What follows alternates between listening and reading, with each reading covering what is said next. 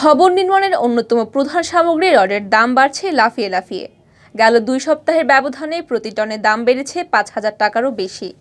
কারণ রডের কাঁচামাল পুরনো লোহার একটি বড় উৎস ইউক্রেন। সেখানে যুদ্ধ শুরু হওয়ার পর রডের দাম প্রতি টনে 5,000 টাকা বেড়েছে।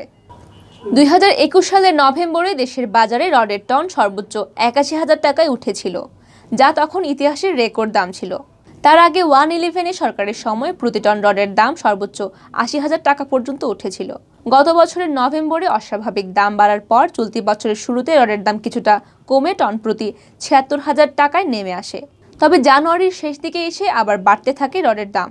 ফলে জানুয়ারিতে ফের 80,000 টাকায় উঠে প্রতি টন রডের দাম। বর্তমান বাজারে গ্রেড ভেদে প্রতি টন রড 82 থেকে 88,000 টাকায় বিক্রি হচ্ছে, যা সপ্তাহ দুয়েক আগেও ছিল 77 থেকে 80,000 টাকার মধ্যে। এর কারণ হিসেবে রাশিয়া ইউক্রেন যুদ্ধের কারণে কাঁচামালের সরবরাহ সংকটকে দায়ী করছেন উৎপাদনকারীরা। তবে খুচরা পর্যায়ের বিক্রেতারা বলছেন, ওই যুদ্ধ শুরুর আগে থেকেই রডের দাম বাড়ানো হচ্ছিল। ব্যবসায়ীদের দেওয়া তথ্য অনুযায়ী সর্বশেষ 7 মার্চ ভালো মানের বা 60 গ্রেড 1 টন রড কোম্পানি ভেদে বিক্রি হয়েছে 82 থেকে 88,000 টাকায়। কয়েকদিন আগেও যেটা ছিল 76 থেকে 81,000 টাকা। ব্যবসায়ীরা জানান, গত 10 দিনে প্রায় প্রতিদিনই রডের দাম বেড়েছে। কখনো 500 টাকা, কখনো 1000 টাকা বেড়েছে। এভাবে এখন প্রতি টন রডের দাম 88,000 টাকায় উঠেছে।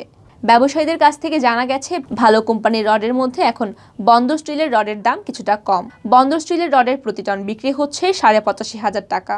সবচেয়ে বেশি দামে বিক্রি হচ্ছে বিএসআরএম এর রড। এই ব্র্যান্ডের 1 টন রড বিক্রি হচ্ছে 88,000 টাকা।